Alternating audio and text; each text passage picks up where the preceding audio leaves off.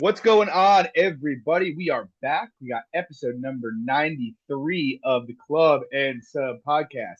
Tonight, we're going to be talking about UFC Vegas 56, apparently an afternoon card. I just found that out 30 seconds ago. We got Alexander Volkov taking on Jairzinho Rozenstruik. I think it's a decent card for betting, but the last month hasn't been very decent for betting, so what the fuck do I know? Hoping to right the ship here a bit. Luke, any thoughts about the card? Anything you're looking forward to? You're on mute. Myself. 14 fights, definitely going to be a long one. To your point, I think it's definitely a much better quality card than we've had before. I think the name value is a little bit better, a lot of interesting stylistic matchups. So ready to chop it up. Yeah, same. So as usual, guys, tonight you got me at MMA Fox and Luke at SWR_betting. If you like the show, please drop a like and subscribe. It would help us out. And I just figured out how to put this on iTunes, so I'm going to be doing that in the near future weekly, which is exciting after 2.5 years of doing this. But finally going mainstream. So with that, yeah, we'll hop right in here. First fight of the night. It's a pretty fun one. We got Erin Blanchfield. She's taking on JJ Aldridge. Luke, what do you think? Interesting fight because I've been a pretty big fan of both girls and kind of in the truth crowd of both girls as well. I think Aldridge is pretty underrated in the capacities that she is. I think she's a pretty solid boxer. I think she's pretty one-dimensional in that. I don't think she's a very good athlete, but at the end of the day, she's got a pretty strong UFC record. She's been able to beat some solid girls in there. And, kind of the common consensus going into her last fight as a dog against Jillian Robertson, is that Jillian was going to be able to go out there, land takedowns, either accrue top position or submit her. And, Jillian didn't really come close, but then, bringing it to Blanchfield, I think her wrestling has improved a decent bit since I started watching her in Invicta, I think probably 4 or 5 years ago now. I did not think she was going to go out there and just completely toss around Miranda Maverick for 15 minutes. I'm not surprised that she did out wrestle her or out grappled her, but the way she was able to do it so dominantly, I was a little surprising to me. So I think she's a girl at 23 years old who's continued to make incremental improvements. Her hands have gotten much better. She's been much more active with them. She's setting things up a little bit better.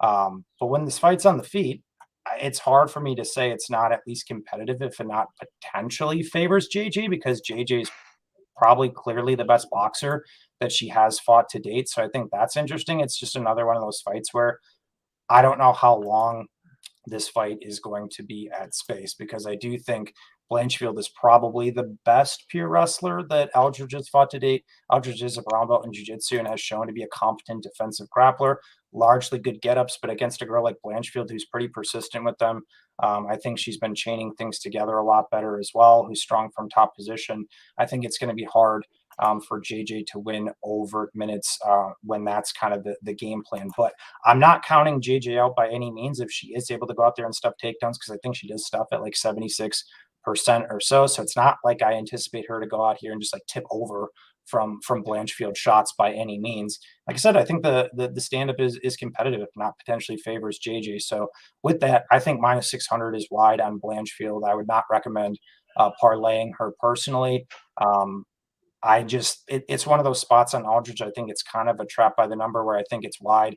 Erin probably does not justify her price tag, but I still don't think Aldridge wins at a crazy clip just based on the style dynamic either. So Blanchfield by decision is my pick, which I also don't think has much value at minus 200 or so. So it's a pretty big pass spot for me, but definitely dog or pass on the money line.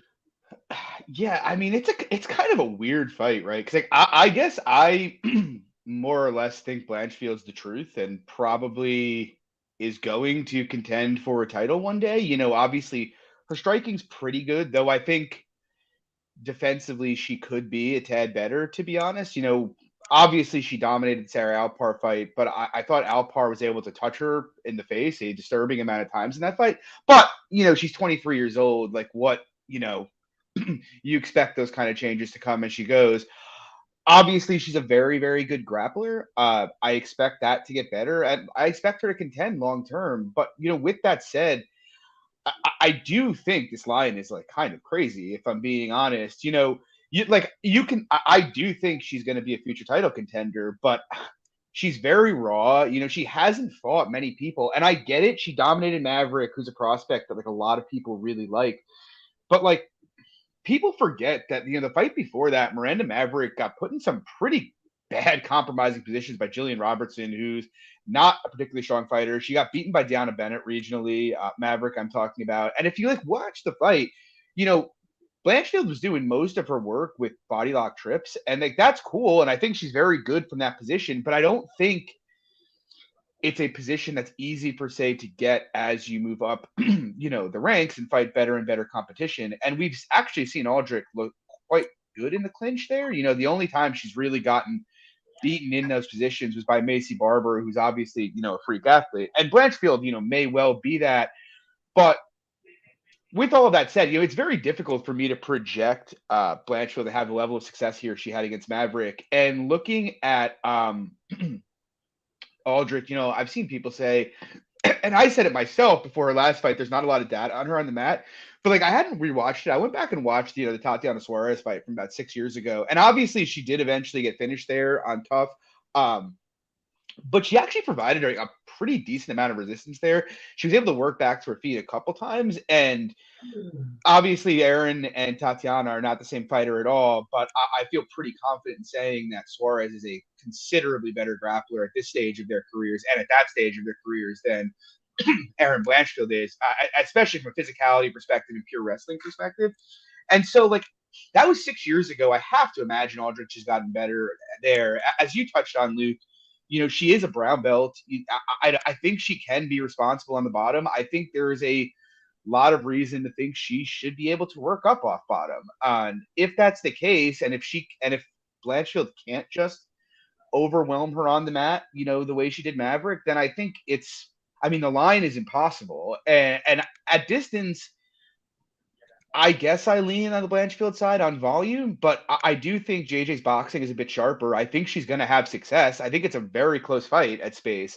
And so am I passionate about the Aldrich side? No, because I am fairly high on Blanchfield, but it's impossible for me to get past like 65, 70% here, no matter how you rate Blanchfield, unless it just turns out she's ready for the top 5 now. But, the preponderance of evidence of fighters at 23 years old, even future stars, is that they're not ready for the top 5 yet, especially with under 10 fights and having faced the level of competition that Erin has faced, which, if we're being honest, is fairly low.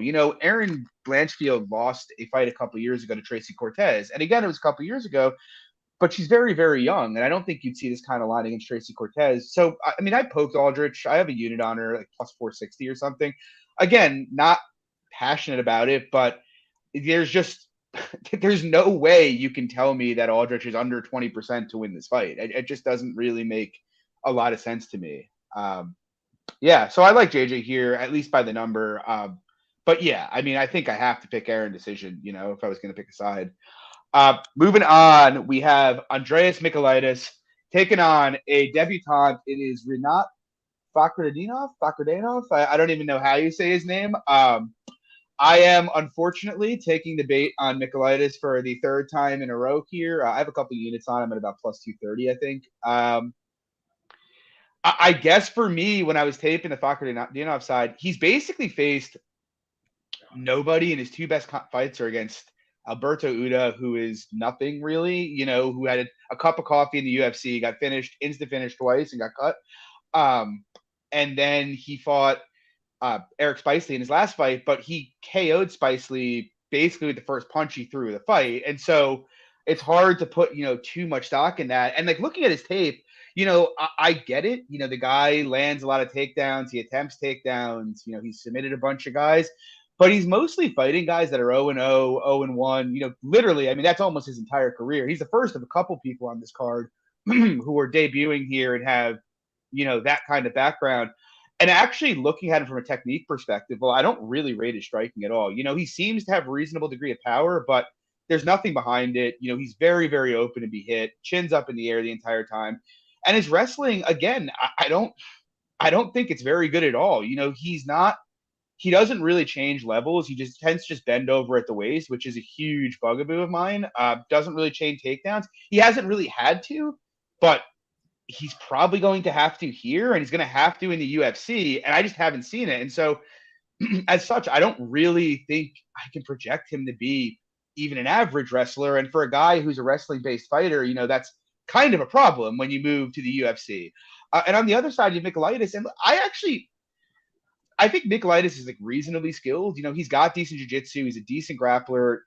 His striking is funky and very herky-jerky, but it tends to be effective. He does a good job landing his shots. Got a pretty good low calf kick. He's fought okay competition. The big problem with Andreas is just, as we all know, he's going to death gas 7.5 minutes in, and it seems to be something that is fairly reliable at this point. The truth of the matter is he's gassed in every fight but the Bueller fight, and Bueller just didn't show up to fight. And the one thing I can say about Renat is that Renat will at least kind of force a pace. But the reason I'm betting Andreas here, though, is everything I touched on, I think he's the better fighter from a technical perspective. But also, I'm not really sold on Renat's cardio either. We've seen him slow down the couple times he's been forced to go past the round. And given that his best path to win this fight is pushing a pace, I don't really know how reliable he's going to be to really, punish Mikelitis down the stretch like some of the guys he's fought. And so I don't favor Mikelitis outright just because his gassing is just a lot more reliable. We know it's going to be there. But I feel like I have to take a poke here. I really think this guy is not going to be in the UFC very long. And I'm not isn't to say Mikelitis will be, but at plus 230, that seems kind of nuts when this guy's best path is try to force enough of a pace so that Mikelitis slows down. Luke, what do you think? Yeah, it's another spot where I think the line's kind of wide, but I've just never been a huge Mikelitis guy personally. He's terrible.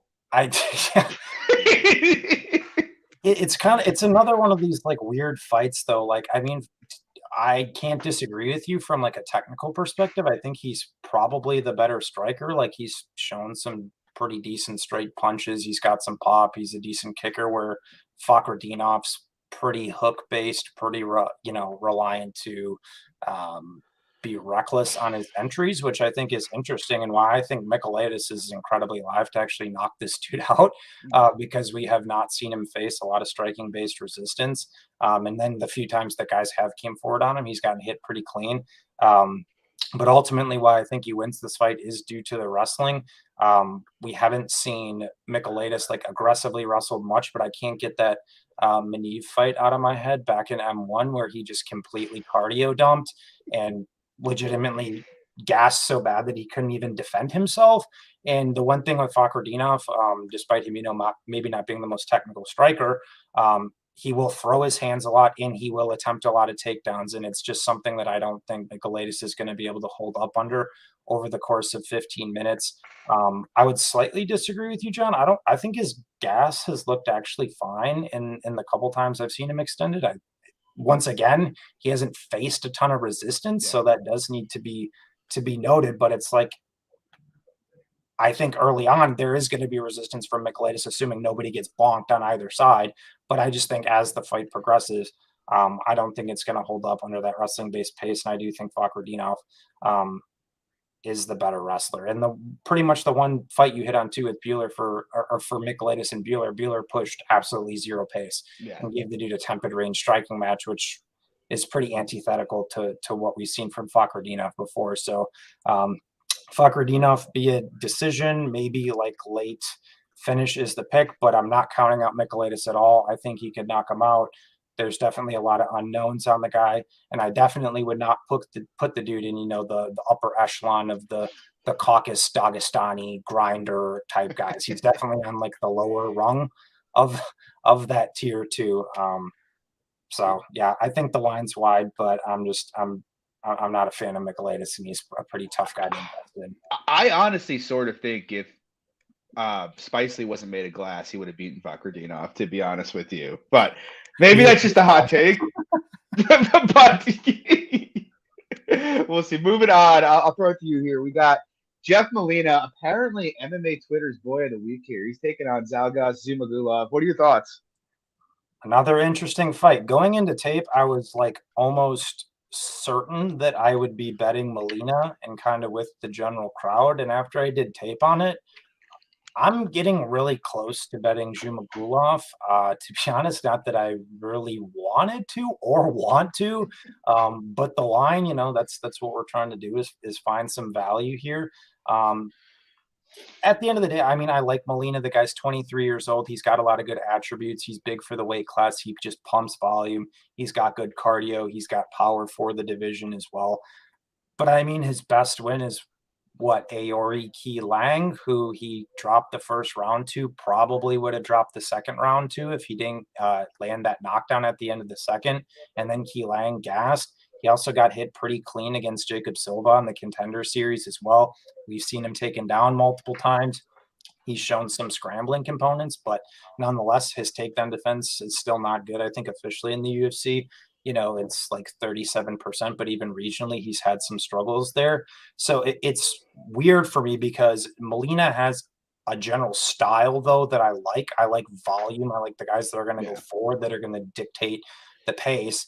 And on the other side, you have a guy in Zhumagulov who often is very willing to be acceptant of the back foot, maybe not be the guy throwing in 3, 4, 5 punch combinations, pushing the most ridiculous pace in the world. So like just in that like microcosm of analysis, I have to favor Molina, which is why I'm picking him to win the fight by decision.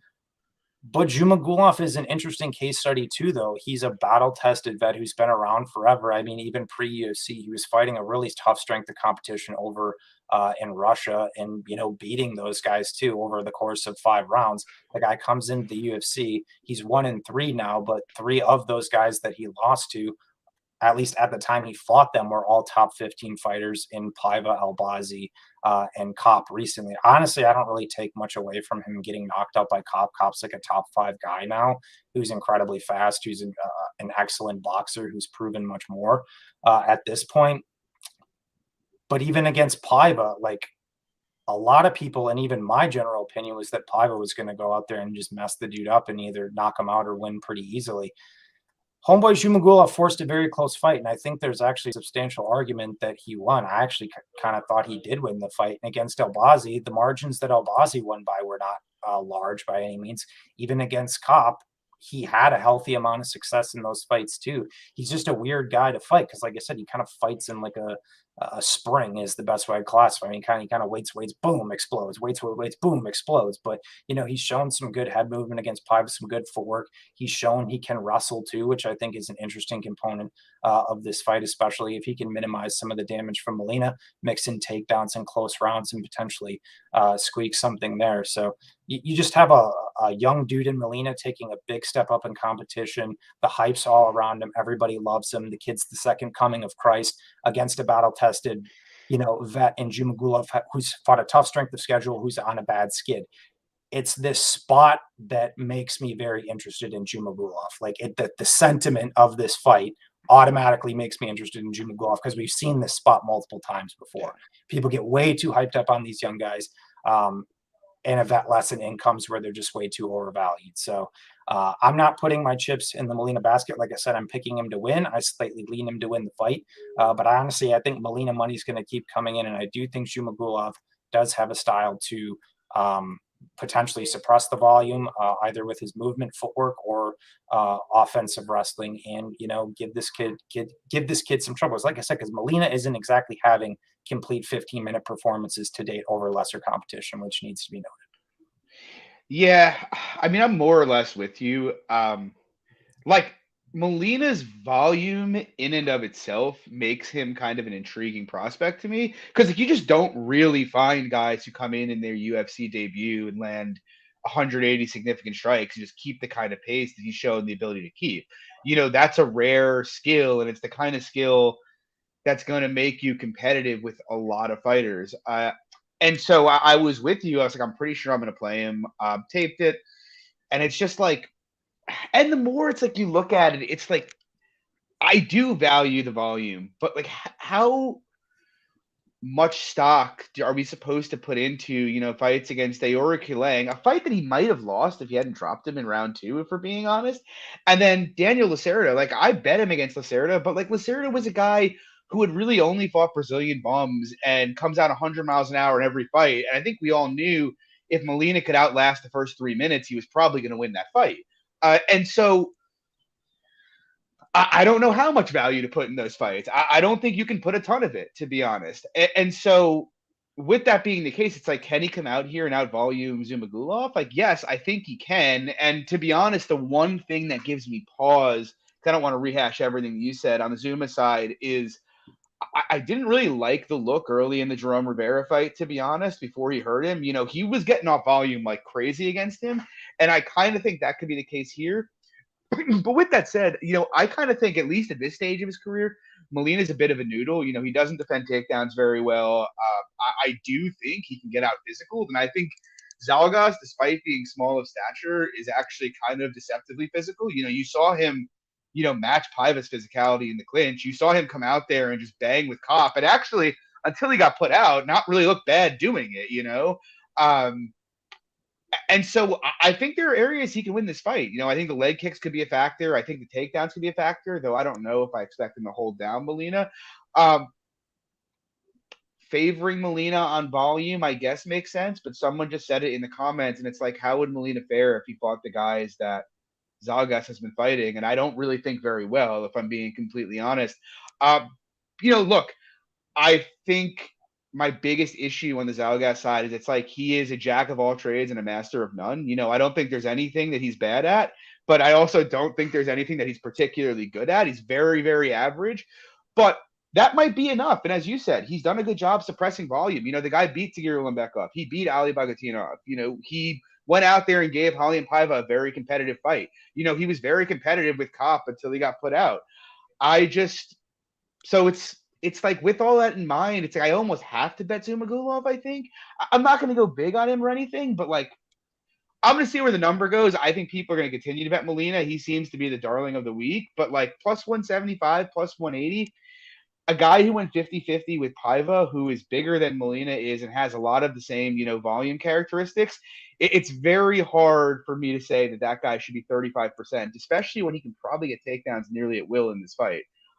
So I lean the Zhalgas side as well, but I get it with Molina. He does some cool stuff. I just kind of think, if you were to look at this from a strictly market-based perspective, right? You have Molina now starting to get priced in the area that Manel Kopp was priced against Zhumagulov. That doesn't really make terribly much sense to me, if I'm being completely honest. So I lean Zhumagulov here. We'll see what happens. Moving on, though, we got Tony Gravely, Johnny Munoz Jr., and I haven't made a bet here yet, but I'm leaning to the Gravely side, to be honest. And I get the reason that people like Johnny Munoz and are leaning to him in this particular spot. We have seen, if you look at Gravely's history, he has been subbed a number of times, and most of his losses have come by submission. But it's funny because I didn't bet the spot in the last two cards that we discussed this. And of course, I'll bet it now, and I'm sure it'll lose this time. But I feel like we literally just saw this 2 cards in a row with Cortez and Ricci, where it's like everybody likes the other side, even though, the dog can get held on their back and will accept beating on their back. It's just kind of a classic MMA trope where it's just like negative minute winners tend to lose fights when they don't get a finish. And I kind of think that's kind of the case here in a lot of respects. First of all, I don't rate Munoz's striking at all, to be honest. And I don't mean to be mean to him, but I kind of think his striking is harmless. The guy just really hasn't shown an ability to really scare anybody, regionally or otherwise, on the feet. It's a lot of pitter-pat stuff with the hope that he can get in and get a takedown, as opposed to Gravely, who, he can be open and he can be hittable, but he's definitely, he throws howitzers and he can string combinations together pretty well. He's pretty dangerous on the feet if he can get off his striking. And, it can cause him problems when he's fighting a big guy like Nate Mounas who can hurt him. But against a guy like Munoz, who he can pretty much bite the mouthpiece and go forward with impunity, I think it should play well to his strengths. In the wrestling, I mean, Gravely's a very good offensive wrestler. I think if he wants, he can get takedowns here, pretty much at will. I think he's certainly the better wrestler, but look, Munoz has decent entries. My issue with Munoz's wrestling is he seems to be really bad at finishing them. He tends to get in on the hips fairly reliably, but he's pretty bad at cutting the angle. And if the fight gets stalled to the fence, he tends to be pretty bad at getting the takedowns once they're up against the fence. But with that said, I wouldn't be shocked if Munoz could get takedowns against Gravely here. But I will say, something Gravely used to do a lot was give his back up. And since he moved to ATT, not AT&T, ATT after the Brett Johns fight, you've seen him stop doing that and use much more technical get-ups. He's not going to accept bottom on his back. And I actually do think he can probably work up here. I have some worries he sticks his head in the guillotine if he is trying to work up. But I do think he can work up here. And so, I expect Gravely to pretty thoroughly out-wrestle him if he wants to. The big concern here and the one edge Munoz has in this fight is the jiu-jitsu, obviously. Look, if Gravely goes to the mat with him, he's going to be in danger likely the entire time. We've seen him get subbed before. Munoz is live to sweep him, maybe guard sub him. No, I don't really think that's super likely. But ultimately, it's just I have a guy in Gravely who's fought a very high level of competition, fought pretty well, very well processed, dangerous on the feet. He has a striking advantage. He has a wrestling advantage. And if he gets on top, his opponent's going to accept guard. I get it. Gravely is very susceptible to being submitted. But I look at that and I'm just like, how can that be 55%? How can a guy be better everywhere but jiu-jitsu, have a much better strength to schedule, be at a mega gym, and be near Pick'em here? I don't think it makes a ton of sense. I'm probably going to play Gravely here. What do you think? Yeah, I don't want to rehash pretty much everything he just said, but that's kind of what my general sentiment as well. I just think Gravely has more paths to victory. Obviously, there's been a ton of concerns. He's been subbed in 5 of 7 losses. He's fighting a black belt. If so facto, Johnny Munoz is the public dog of the week.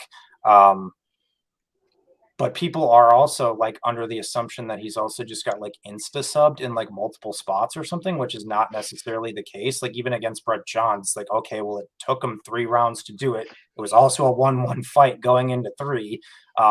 And people also aren't conceding the fact of the people he's gotten subbed by. I mean, the Patchy Mixes and the Pat Sabatinis. Even the Mix fight, he was owning Mix, and he got out of a couple of guillotines before he got caught. Yeah. So, point being, he's not getting subbed by bums. Now, I do rate Johnny Munoz as a grappler. I think he's good, but nonetheless, when we're talking about the fight and trying to analyze and figure out what the line is and what makes value, to your point, for this line to make sense or as to why people would think there's value on Munoz, you would have to assume that Munoz then subs Gravely over a 50% clip, which I just categorically disagree with. I think that's giving the guy way too much credit. You touched on, the guy's at a great gym. He's the better striker. He's more active. He hits harder, where Munoz just does fuck all of nothing on the feet and just kind of plays, patsy on the outside. Also, a main issue I've had with Gravely, despite being, a Gravely backer multiple times, is, the striking defense and potential durability. Yeah. I haven't seen Johnny Munoz be able to bust a grape, so that doesn't give me the primary pause. I usually have with Tony Gravely in a lot of spots too. There's not that here. Given Gravely's, strong wrestling background and his traditional game plan, yes, is Johnny Munoz going to have opportunities to get him at points? He is. But where my point of contention, I think yours is as well, John, is the percentage outcome that's associated with him actually subbing Gravely, which I think is probably closer to maybe 25 to 30%, not 50. Right. I was going to say, you can convince me that you don't need to convince me Munoz can sub him. I'm sure he can sub him, it's just if they run this 100 times, are you telling me Johnny Munoz subs him 45 of them? I don't really think so, to be honest with you. So. Yeah, and so I haven't done anything with it yet, thank God, because it was 3 or 4 days ago that I was like, okay, I mean, Gravely's got to get buyback here, right? He's got to get some, and it's just it keeps coming on Mr. Munoz. So I'm glad I've kind of had some ice in the veins on this one. I'm not sure how much further it's going to go, but I mean, we haven't really seen much Gravely buyback. I think a little smidge, maybe to a 5 or 4 or 5 cent bump at a couple spots, but it looks like it might still keep coming. So I'm probably going to get involved on Gravely. It's very weird, to be honest, too. Munoz doesn't really stand out as the kind of guy you'd expect to get, this kind of love against a guy like Gravely, right? He came into the UFC, lost a close decision to Nate Maness. Like, it wasn't like he fought a top 15 guy and like showed out against, and then he basically looks lackluster for 5 minutes against Jamie Simmons, who is, I don't even think he's in the UFC anymore, and then subs him in round 2, and now it's, I mean, Gravely's what, 5-2 in the UFC, 4-2 in the UFC, like facing a ton of pro experience though. He's fought so many fights too. Dude, he's fought so many good fighters too. Yeah. It's very strange, man. I don't know, but I'm with you. I like Gravely here. Yeah, moving on. We got an interesting one here. We got Denis. He is coming off one of the biggest shit kickings I have ever seen in my life. I was legitimately afraid he was going to die in the octagon, and he is taking on Nicholas Stolze. It's Paris versus Germany. What do you think, Luke?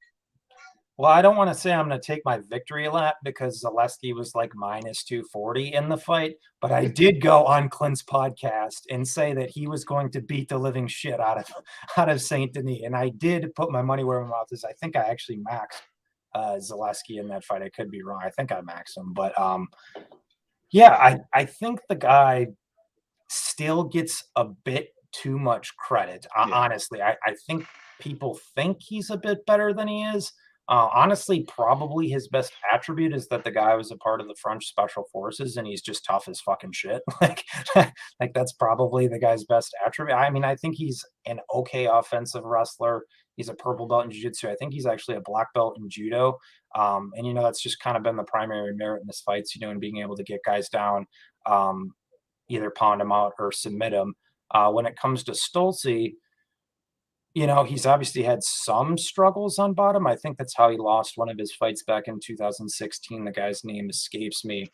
And then obviously Amiv had some struggles there, but it's not like this overtly large sample size, and where I still think like Saint Denis is some excellent wrestler or anything like that, to say that he shoots takedowns, he gets them, Stolze doesn't get up, he gets his back taken and gets subbed like it's some easy equation like that. I don't think that's the case at all. In fact, we've seen Saint Denis lose position from top multiple times. We've seen him also get out wrestled for extensive minutes, even drop rounds, and lose fights via wrestling before. I know some of his tape can be hard to come by. I know there's a decent amount of it, but I was able to dig up some fights that actually weren't on the tape index. There's a few of those little Hail Mary fights in there that aren't exactly pretty for Saint Denis as well. So I think Stolze is a reasonably live underdog, but I'm personally on the over 2.5 rounds.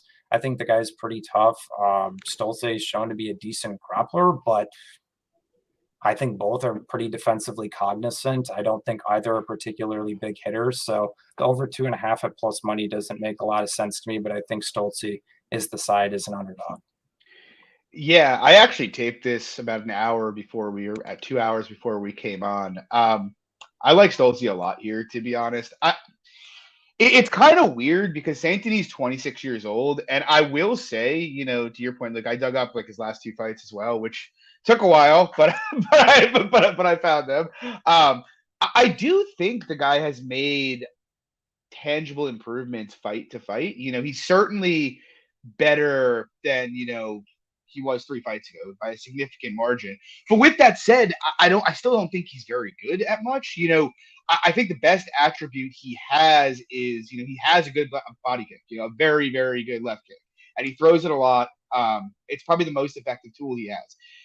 His hands are below average. I don't think he hits very hard, and his head is always dead on the center line. But he's known as being a grappler, and I guess for me, it's like, I don't really see it. He has a bunch of subs regionally, but I actually don't really, despite the fact that he attempts a lot of takedowns, I don't particularly rate his wrestling. I don't think his top game is anything to write home about. And I actually think when he lets guys in on his hips pretty easily. And when he gets put on bottom, he does not have the best get-up game I've ever seen, to be completely honest. And on the other side, I actually think Stolze is a pretty good grappler. He's fought a lot of decent grapplers. He actually held his own with Ramazan Amiv much better than I think anybody expected in that fight. We've saw him fight Terry Brazier and look pretty good on the mat with him as well. He's fought a lot of decent grapplers and held his own pretty consistently. And so honestly, I kind of think the place where most expect Anthony to win this fight, I actually kind of favor Stolze. On the feet, it's funny because Saint Denis has like almost, I think he has one KO in his career. I'm more concerned about Stolze getting KO'd, I think, than just about anything else, because I do think he does not have the best defense, and he has a tendency to put his head in some really weird spots to get smoked. But even there, I think he's just got a lot more tools. Stolze's got a better kick game. It's a lot more diverse. He's got better hands, in my opinion. I think he manages distance slightly better. He is much better in the clinch. And I think he's got similar cardio. And so I'd have concerns because Anthony is 26 and improving if it wasn't for the fact that 6 months ago he just got the shit kicked out of him. Like, how much training has that guy really done in the last 6 months, since that fight? I can't imagine much, right? There's no way he was in the gym for a couple months after that fight. And Stolze, look, this is a guy who was minus 200 against Jared Gooden last fight, and suddenly he's an underdog to this dude. I just don't see it. I appreciate how tough Santini is. I appreciate he'll keep coming. And I appreciate that he'll continue to attempt takedowns. Like, his process isn't bad.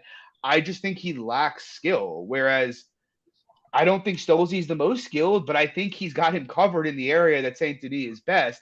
And I think he should have an edge striking here. Would I make Stolze a big favorite? No, because I don't think Nick Stolze is that good. But I do think he's a clear favorite. And to your point, Luke, I also like the over. I don't really think plus dollars makes a ton of sense. Like, Stolze's not exactly like nuking people out in his fights, and I don't think Saint Denis is very much of a finishing threat. But I'm watching the line, but I'm going to have a decent sized play on Stolze here. I think it's a pretty good spot for him, if I'm being honest. Moving on, though.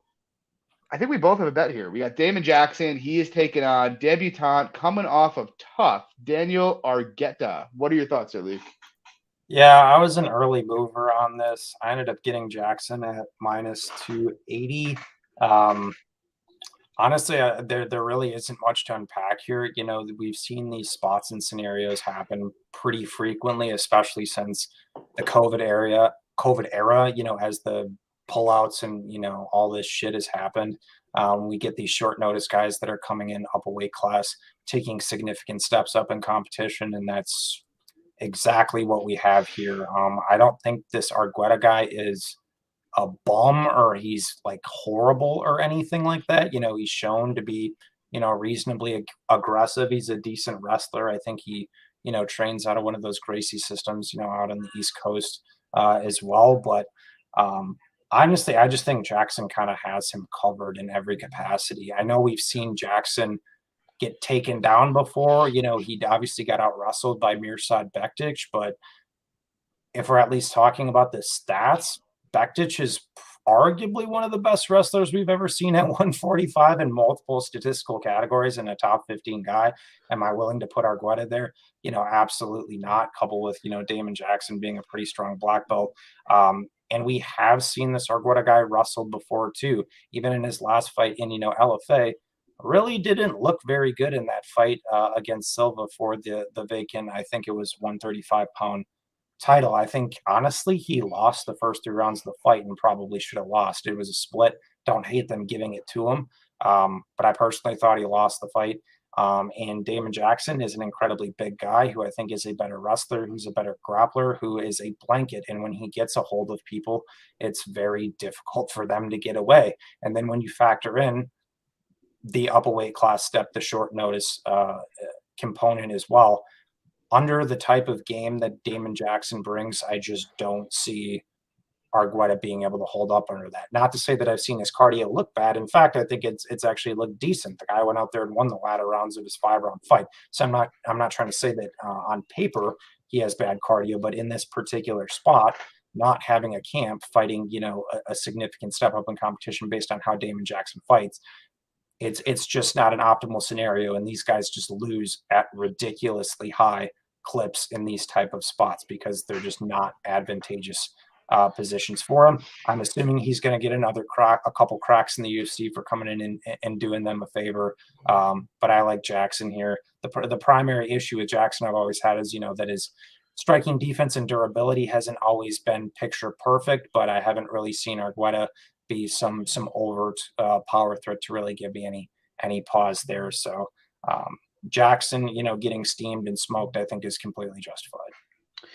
Yeah, not really in character for me, but I have a couple units on Jackson at about minus 330. I think not as good a line as you got, but I think the line where it is now out at about minus 600, I think is much closer to correct. I'm not going to rehash most of what you said. I think Argueta is pretty fucked here, to be honest. I don't think, even watching this guy on Tough, he doesn't really strike me as someone who is very live to compete, have very competitive fights in the UFC, if I'm being honest. First of all, he's a bantamweight and he's coming to featherweight here. But even at bantamweight, the guy has, I mean, I guess I'd consider Argueta a wrestler, right?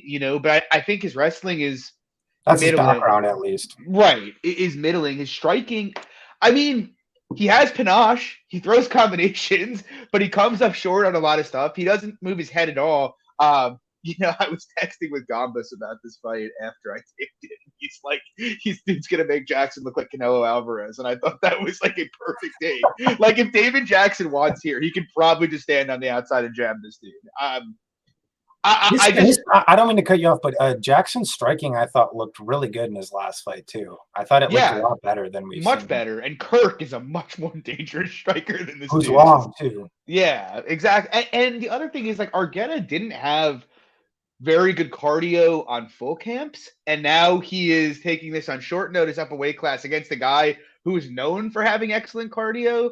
I just think, yes, Jackson has been fragile at times. That is the concern here. That's why I have like 2 units on it and not like 5. But because obviously you never know. We've seen him get put out before. Maybe Argueta can rush him and just clip him.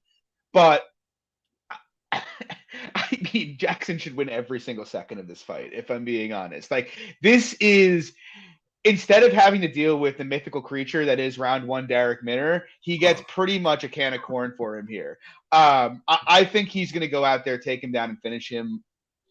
I'm not a layer of juice on props, but I don't even think his ITD at minus 135 is that bad. These guys are just a level apart. Jackson's a solid UFC featherweight. This dude is a regional level bantamweight. It's just, I had to bite the bullet and play it here. I also honestly don't think the under is a terrible look either, to be completely honest, the under 2.5. But I'm on Jackson. So War Leech one more time into the night. Moving on, though, we got a pretty fun one here. We got Joe Solecki, Alex De Silva. Luke, I'll throw it to you. I'm curious to hear your thoughts here. I don't think you and I have chatted about this fight. Honestly, out of every single fight on this card, I think this is probably the weirdest matchup for me. Yeah.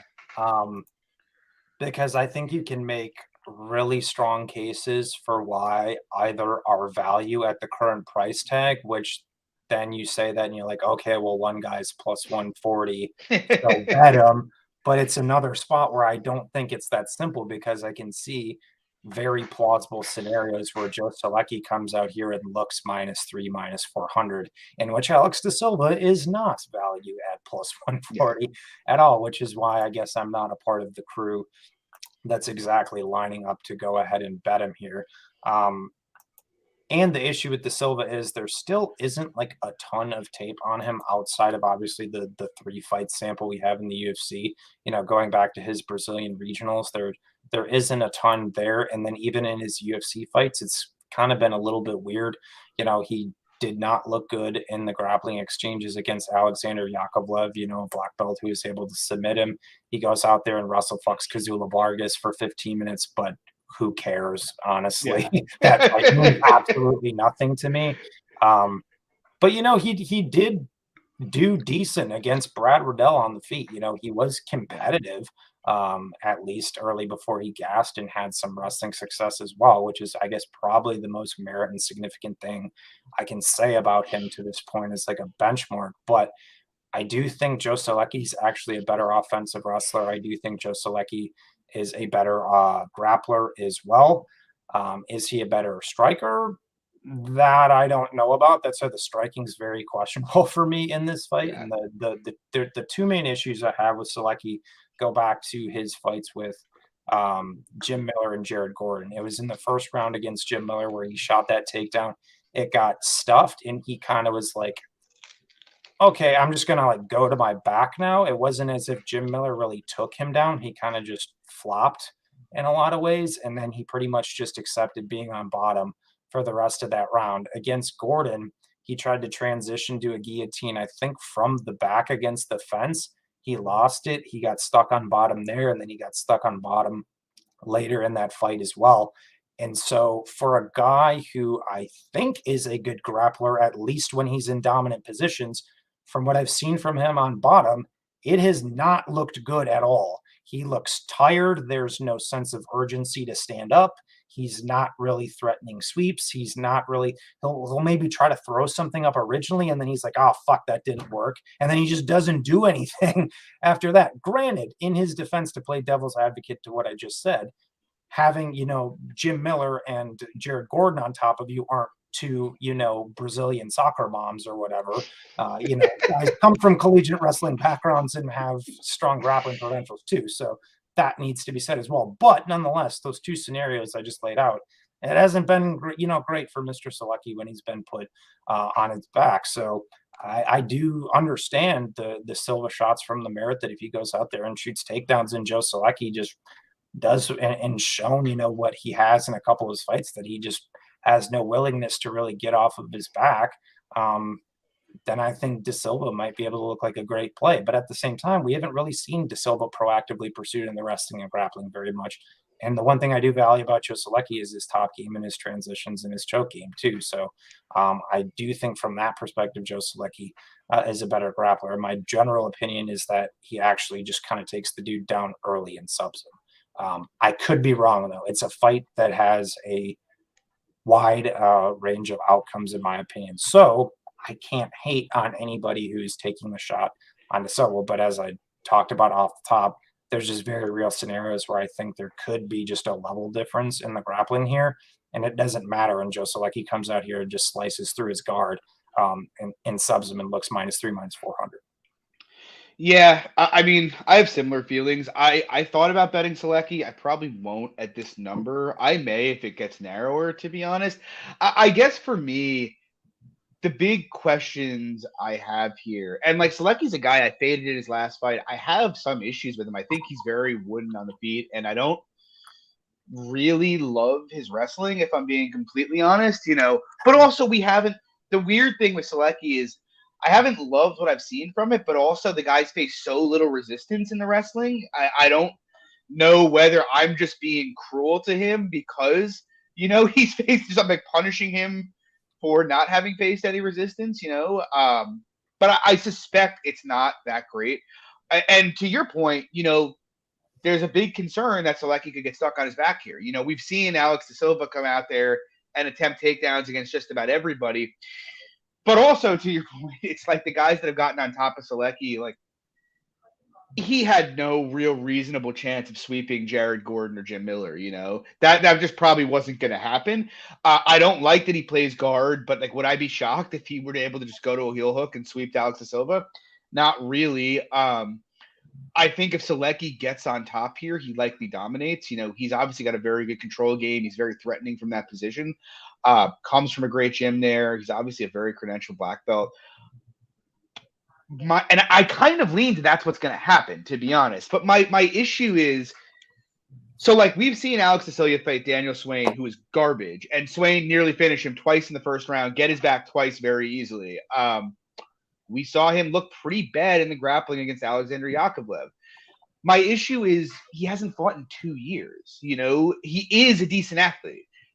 He is a guy who'll wrestle offensively. Like, that 2 years in your mid-20s, like, a lot can happen there. And if it turns out Solecki can't get the takedowns easily, well, then it's an interesting fight.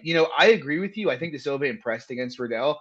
But also, he's so fucking gassy, man. Like, I'm not really sure. I'm not really, like, this is going to sound crazy because I don't rate Solecki striking, but I'm not entirely convinced that if the first round's fought at a high pace, that De Silva's going to come out there and dominate in the striking in rounds 2 and 3, And I do kind of think as the fight goes later, look, Solecki may not be a great wrestler, but he is proactive about attempting takedowns, and I think they'll eventually come. I think the finishing upside is largely in Solecki's favor. And so I don't know. I think there's more knowns about Solecki than there are about De Silva. I'm pretty confident Solecki can dominate him from top position. I just don't know if he can get but I also kind of think Solecki wins round 3 at a pretty high clip here.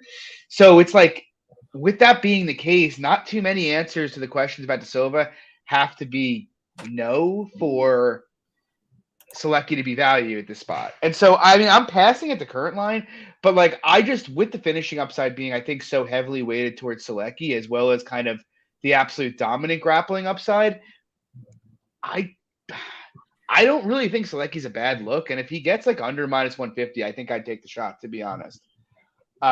It's just such a weird fight, though, Chris. You can like make one point, and then you're like, "But what about this?" And then what about this? And then what about this? And then it's one of those. It's like I don't want anything to do with it personally. But if I told you Solecki landed 3 takedowns, what would your take on the fight be? Solecki's value. Yeah, probably, right. And I'm not saying he will, but it's like I can much more easily see scenarios where Joe does stuff off his back that's like reverse position than I can see Silva working up, especially late in the fight. Because like Silva looked, I mean, I bet him against Brad Riddell, and he looked great early in that fight, and then he just went off a cliff, man. The same thing in the Yakovlev fight. He just seemed done after a round. Like, to your point, the Vargas fight was cool, but I think we both said prior to Vargas Pimlet, the reason we thought Pimlet was easy was because of that fight, you know? So it's like, I can't say that in the same vein, be like, oh, this was an elite grappling performance, you know? He fought a bum who kept falling over, who he was able to control fairly easily. So, I don't know. I lean Solecki. I can't blame anybody for taking the shot on Silva. I get it. I just don't personally have that much faith in him in this particular spot. Moving on, though, we have Felice Herrig, Luke's girl, taking on Karolina Kowalkiewicz. I'll let you take it away, Luke. What do you think here? Felice Herrig's my girl. What? Haven't you bet her a ton? Felice? Yeah. No. Oh, okay. I'm wrong then. Oops. I do have a bet on this fight, though, and all right, hit me with it. I did bet Karolina. Yes, I know this is the prototypical 1-800 gambler. I'm about to get mass unfollowed. All the comments are going to start rolling in. And I'll say off the top, you know, it's a small play for me. I don't feel great about it, but there are just multiple things that I think I can point to say why I don't think Karolina should be an underdog, which it's just a value principle based bet. Obviously, the main one being that these girls fought before back in 2018. Karolina won the fight. She was more effective in the clinch. She was more effective at range. I think in general, she's just the better striker. She closed as a -188 favorite in the fight. I know the fight was a split. I disagree with that personally. I think it was a pretty relatively clean 29-28 for Karolina. You say, okay, Luke, it was 4 years ago, whatever. Karolina's looked like shit since then. And that's largely, you know, kind of what the narrative I keep hearing of how bad Karolina has looked. And I don't disagree. But I do think there's some significant context there. I mean, the girls lost to 2 former champions, 1 title challenger, and largely top 10 girls. And then Jessica Penne, which I don't really want to talk about that to be completely honest. But Jessica Penne is a black belt at the end of the day and is a better submission grappler than Felice Herrig. But a big component of why I guess people would like Herrig is that, you know, she is physically strong. She will attempt takedowns. But she did go 0 for 5 in the first fight against Karolina, and Karolina still does stuff at a pretty good clip. I think like 66 or so %. Even in the one scenario where there was a ground-based sequence in the first fight, Karolina was able to transition to a triangle and sweep in that fight as well.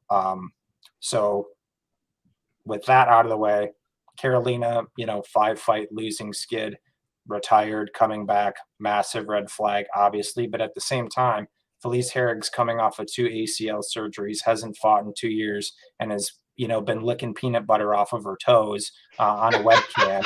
So I don't know if that's better or if that's a better scenario from a narrative perspective. I'm going to say no on that. Who's also riding a 3-fight losing skid too. So ultimately, I think it's just a bit more market overcorrection, more recency bias because Karolina's fought more recently than Herrig, which is why we're seeing it. But I mean, both these girls are 36, 37 years old. We're not talking about any massive age deficiency of one girl being younger on a nice little run string. No, they're both a bit over the hill, both both have had some struggles. But Karolina's fought a tougher strength of competition. She's fought some of them more competitively. I think she's beat the better girl. She's got a W over Rose. And I think in general, the metrics supported and the tape supports that she is just a more consistent striker who is going to go out there and throw more volume, who is better in the clinch, who I think can stuff the takedowns to Felice Herrig, who still on paper isn't a great wrestler, who I think only lands a little over one takedown per 15 minutes at about 30%. So you throw all that into the soup, why Karolina's a dog, I don't understand. Yeah, I mean, I'm kind of with you. I haven't bet it, but like I guess for me, it's like if you take the narrative about Karolina being washed out of it, first of all, my question is which of the last 5 women that beat Karolina Kowalkiewicz would Felice Herrig beat or even be lined inside of plus 200 against? I'm not sure any. She fought Michelle Watterson, lost that fight pretty handily.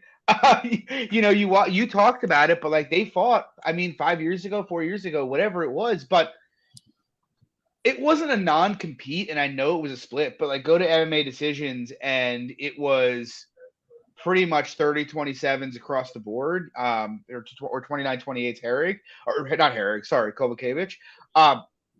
Karolina outlanded her by 40 significant strikes that fight. The best case people made, myself included, by the way, I bet Herrig in the first fight. And my case was I think she's going to be able to get her down from a body lock fairly easily here and control her on bottom, but she couldn't get her down. And so now we have the same fight being remade. I'm not sure why they're remaking it, but like what's changed? Like to your point, Felice has had 2 knee surgeries. Like whatever you want to say about Karolina, she's been fighting consistently throughout this entire time. She just did a camp at ATT. Yes, it would have been a lot cooler if she went to ATT 6 years ago and not when she's 36 years old.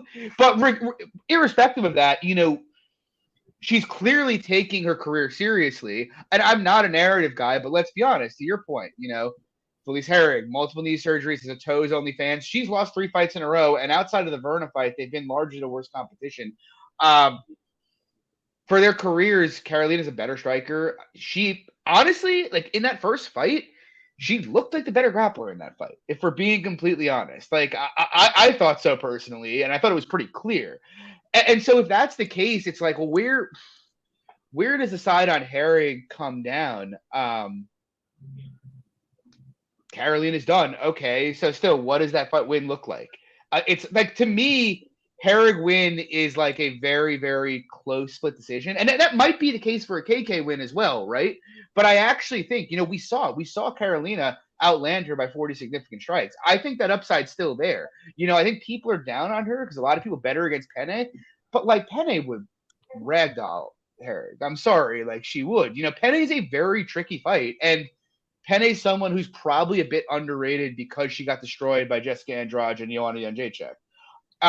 Yeah, so I'm kind of with you. Like, I'm watching the line. I'm not like dying to lose money on both ends of this fight in both times it got made, but I do think, yes, there are things. My spidey sense is like, oh, Karolina's done, don't do it. But it's like if you actually take like a rational approach to analyzing this fight, it's very hard for me to look at it and not be like, okay, it's a close fight, but I have to edge slight favorite to Karolina. Like, I wouldn't call it a pick'em fight for sure. I would probably say Karolina minus 125-ish. I don't know. So I probably should bet it. Do I want to? Not really. Might I? Maybe. We'll see. TBD. I've already accepted potentially losing money on it, but I played it plus 120. Honestly, I'm fine at that price tag. Yeah, I think that's fine. And honestly, if it gets back there, I'll definitely play it. I just like, what can you like make the argument to me? What does Felice being value at minus 120 look like? She's not knocking Karolina out. I'm very confident about that. She's not submitting her. It's her. It's her landing multiple takedowns or potentially being more physical. But once again, we have a reference point of the first fight where neither girl has evolved at the same point. And I thought Kowalkiewicz proved she was the more physical fighter in that contest. I agree. And that, by the way, that fight were the most significant strikes Herrig ever landed in her entire career. And it was 86 and she got outlanded by 40. So we're not even talking about really a volume-based path. It's really, I'm going to die on narrative island here and say, Carolina's done. Even though one of them's on OnlyFans and one of them is at ATT, but the one who's at ATT and trying to rejuvenate her career is the one who's done. I don't know. I lean to the Carolina side. I might bet it. This is turning into a card with a lot of action for me, where I didn't think it was going to be. Come on, John. Join me on the Flop Fest. Anyway, moving on. We have. Oh, this is going to be electric. We have Alonzo Menifield. He's taking on Askar Moseroff. I have a decent sized bet on Alonzo Menifield here. It honestly makes me like a little uncomfortable to say that. I really don't like Alonzo Menifield as a fighter. I faded him a good amount. I obviously faded him with Ed Herman last fight. But like, man, this Askar Moseroff guy is really. I really don't think he's good. This is a guy who as of 3 days ago, was 25-7 and is now 21-11. Because apparently his team was falsifying records and sending them to Sherdog to make his record look better than it was.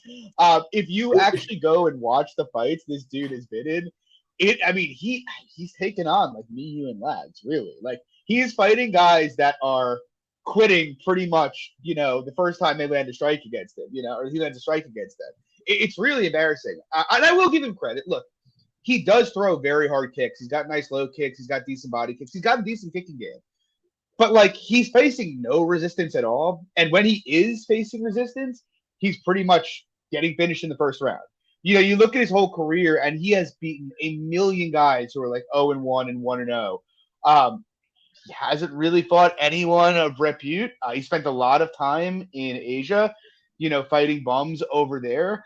And then you look at, like, most recently, he came over to Titan FC, faced Christian Torres, who's a 185er, got taken down, and literally tapped to 2 strikes. Not like vicious ground and pound. It was like an elbow and 1 punch and tapped out. Like, the guy has lost 11 fights in his career, and 8 of them have been in round 1. He's also won almost all of his fights in round 1. So it's like he's obviously – I shouldn't even say he's obviously dangerous, because I'm not even ready to say that. Like, he's finished a lot of guys, but, like, I know I'm sounding crazy, but, like, go watch the tape, guys, if you haven't. Like, it is a joke, the guys he is fighting. I literally found a fight of him in Asia where he was swinging so wildly he got his arm stuck in the rope and kept trying to swing through it. Like, I'm literally not kidding. And this wasn't that long ago. The guy's got 2.5 minutes of gas. He's going to go for it and try to get Menifield out of there early. But honestly, I don't think he has much else. He doesn't have any hands. He has horrible cardio. He's a quitter. And look, with Menifield, I agree Menifield's not that skilled. And I saw some people talk about, like, oh, this guy kicks well. Look what OSP did to him. Like, OSP fought for a fucking title. Like, they're not even remotely comparable.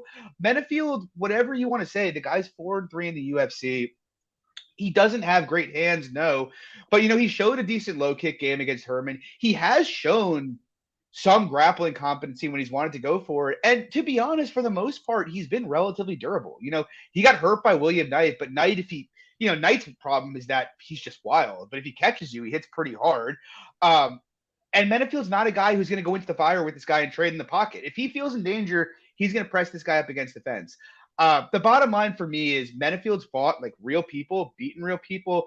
He trains at a good gym or an okay gym.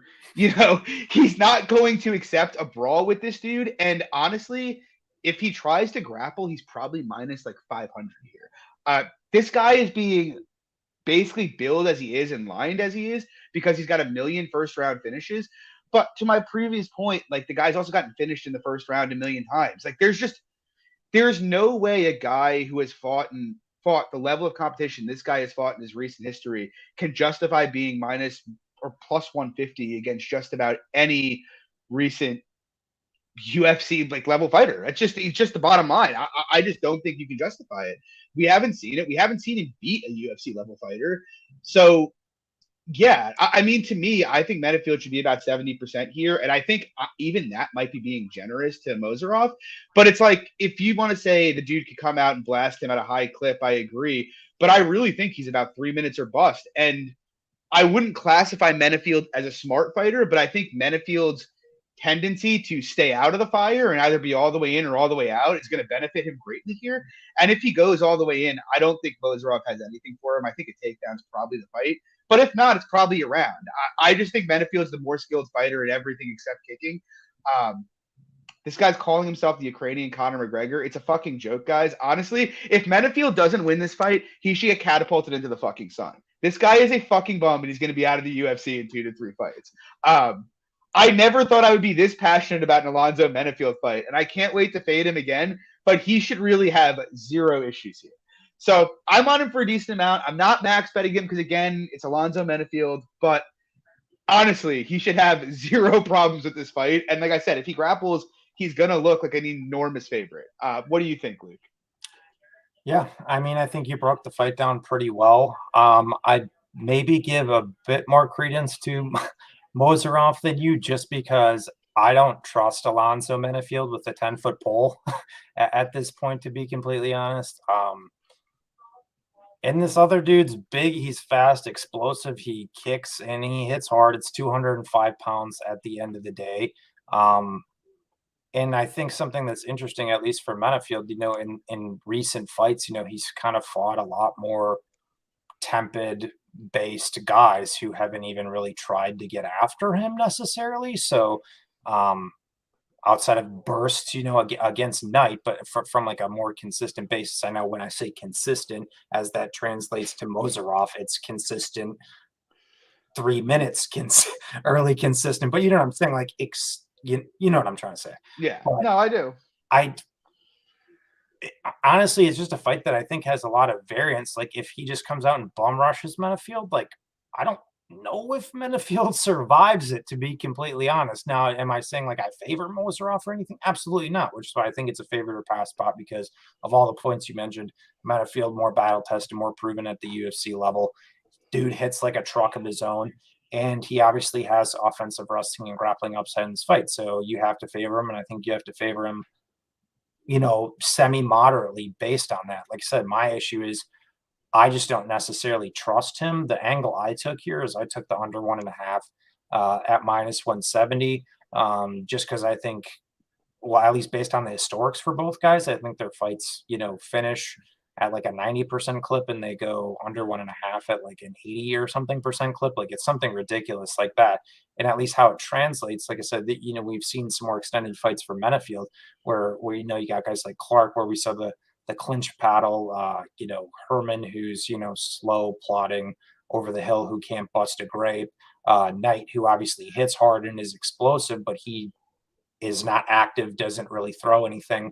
We know OSP is retardedly low volume at this point in his career too. So I think that gives some credence to minutes at least extending in both of those fights, where I think Moseroff kind of falls more into the glass cannon. He's going to come out here and try to get the dude out.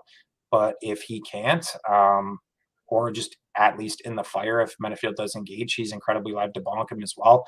If not, outlast, Moseroff just death gasses after like 2 minutes of relentless flurrying, and Menifield either knocks him out that way. But honestly, how I see the fight playing out, which may or may not be a hot take, I do think Menifield wrestles here.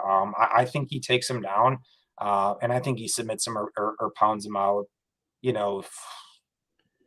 4 minutes into the first round or something like that. I think the guy's just going to get too wild, too aggressive at points. And I think that's what the game plan from Safe and Fortis is going to be. Because I do value Safe as a coach. I think he's a decent guy, and I think they're going to come in with a decent game plan and say, "Hey, Alonzo, don't bomb." Granted, to your point, I don't think Menifield is exactly solving the cure for cancer anytime soon. So does he stick to that game plan? I'm not necessarily convinced, but I think that's what he does. So I think there's 3 finish boxes checked of how this fight finishes and how it finishes early. Yeah, and I mean, don't get me wrong. For as passionate as I am about it, like, look, if Menifield gets KO'd in 40 seconds, would it be the most surprising thing ever? I mean, Johnny Walker won 4 straight UFC fights at one point, right? But I can't look at a fight like this and not bet it. I have a guy who's above 500 in like 7 or 8 fights in the UFC taking on this guy. It's just like an auto bet for me. It's like I am willing to aggressively fade somebody who basically has shown no ability to fight past 2.5 minutes in his entire 30-fight career, So we'll see what happens. But I'm with you. Like, if Menifield doesn't wrestle, it's like, is it a work? Right? If he doesn't come out and shoot at this guy's legs, like, what are they actually doing in Fortis? The Ukrainians got into Fortis. They're paying them off, bro. Yeah. Yeah, this fight's already been decided. I saw an article today where this guy was like, "Oh, I don't mind people using the Ukrainian Conor McGregor for me," and it's like, dude, fuck off, man. Like, are you kidding me? But anyway. Well, no, real quick too. I was listening to his media day today, and it was funny when they asked him about the whole, record switch or whatever. You could tell he was a little uncomfortable about it. Like, he didn't really want to address it.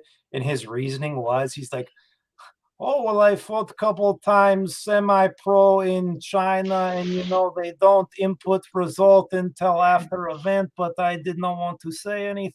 Like, are we sure the semi-pro fights weren't last year? Like, that's what I mean, Like, it's weird shit, dude. Like, some of his fights, I swear they were actually fixed. Like, I'm like, the dudes were like quitting so fast, it's almost hard to believe. So we'll see. I think Menifield's borderline must play. -170, it's getting to a point where maybe not, but like, I still like Menifield here, honestly. Moving on, though, we have a good one here. Flyweight fight. We got Ode Osborne. He's coming off a win against CJ Vergara. He's taking on Zaruk Adashev. What are your thoughts, Luke? I'm going to play Adashev here, personally. I'm just kind of waiting on the line because it's another scenario where it keeps going towards Osborne. It's kind of weird because coming into the UFC, I was pretty low on Adashev. I was actually incredibly critical of him going into the UFC, and I still am actually pretty critical of him in a lot of ways, but he has shown some better things, at least in recent years, that I do like. I think the common narrative and theme on this fight is that Osborne's going to be 2 inches taller. He's going to have an 8-inch reach advantage. We saw Zaruk struggle with the length of Sue at points. Obviously, the dude gets outpointed. You still with me there, John? You got me?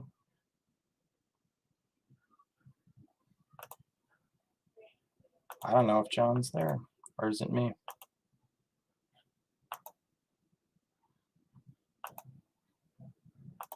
I'm going to assume that John froze. So I'm going to keep going here.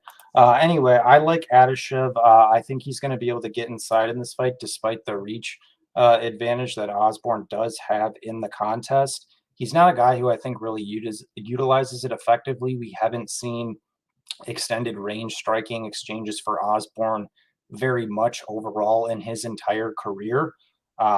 Really, you have to kind of reference the most recent fight for him against Homeboy. I'm blanking on his name, where he did obviously have a decently strong start. He went out there and won 2 rounds, but even the margins that he won the second round under general pressure were not particularly large. And then we obviously saw him death gas in the third and lose the round that way. But traditionally, it's very early finishes his way, either, flash KOing guys trying to shoot in on him, take him down. They like try to slam their way out of arm bars or triangles and actually put themselves deeper into submissions, and that's how he's getting his stuff. So I ultimately, I don't think it's as simple to say he's bigger, he's probably the better athlete, therefore he just like auto knocks out Adashev.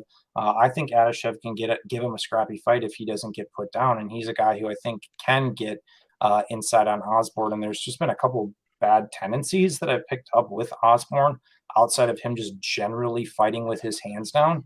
After he throws his combinations, he does not put his hands up at all. Like, at all. They go here, back here, here. Nothing is here, ever. Pretty much ever. And what we know from Adashev, despite being the smaller, kind of little fire hydrant type guy, he's accurate with those hooks when he throws them. Go ask Sue Maderji about that. I mean, he cracked Sue a couple good times in that fight as well. So like I said, if Osborne doesn't nuke him early, there are still a lot of assumption and a lot of, I wouldn't want to say red flags, I should just say general unknowns about Osborne at range, really, just because our sample is so small. Where I think we've seen Adashev look largely pretty decent in a lot of ways, outside of him getting smoked by Nam in his debut, but he came in on short notice off the couch. Like, I mean, I don't know how much you can really fault the guy for that. Would I have this exact take despite Osborne coming from a wrestling background if the guy really wrestled much? Probably not. I mean, he wrestled a bit against the homeboy in his last fight, but I think he went like 1 for 7 on takedowns. So we really don't even know what does Ode Osborne even look like from top position. So once again, despite his collegiate wrestling background and purple belt, it's like, I guess on paper you have to favor him in that realm against the kickboxer archetype, but it's like, what does that even really look like? I don't really know. So this price is just getting a little steep to me personally.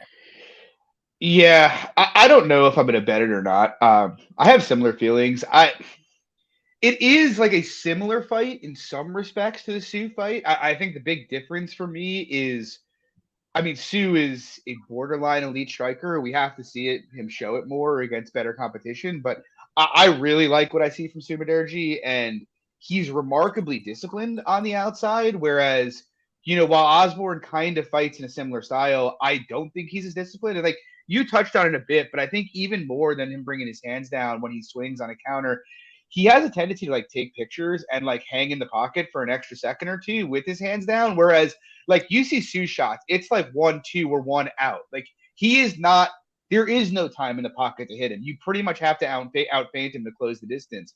And so like that kind of feinting battle that Adashev plays on the outside, I think he has a much better chance to work in this spot against Osborne. I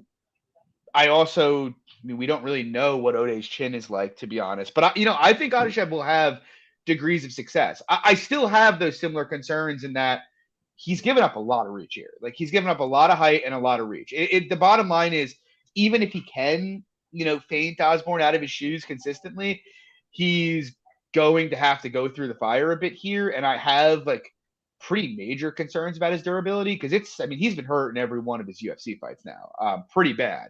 And I do think Osborne hits reasonably hard. And so I do lean the Osborne direction, especially because you touched on, I don't think Osborne having big grappling success is likely, but obviously it's something, to keep in the back of the head. But what I will say is, I think Osborne's cardio is pretty terrible, to be honest. The Vergara fight, I get it. CJ Vergara is a heavy pressure guy, but if you actually watch the first 2 rounds of that fight, he actually wasn't really able to effectively pressure at all. Osborne did a pretty good job keeping on the outside, and then he just like cardio dumped in an absolutely awful way towards the end of that fight. And for him to gas at that pace makes me think he's probably pretty reliable to gas if he has to use a decent amount of energy. I think minute to minute, it's probably a fairly close fight. I kind of, there's a part of me that wants to hit the over here because it's an 125-pound fight. And I do think, Osborne, I don't think is a guy who's going to lead that often. I don't think he's going to go over and put out a ton of volume. And Adashev's obviously going to try to make it a technical kickboxing match. So I think there's a chance it can be very low volume.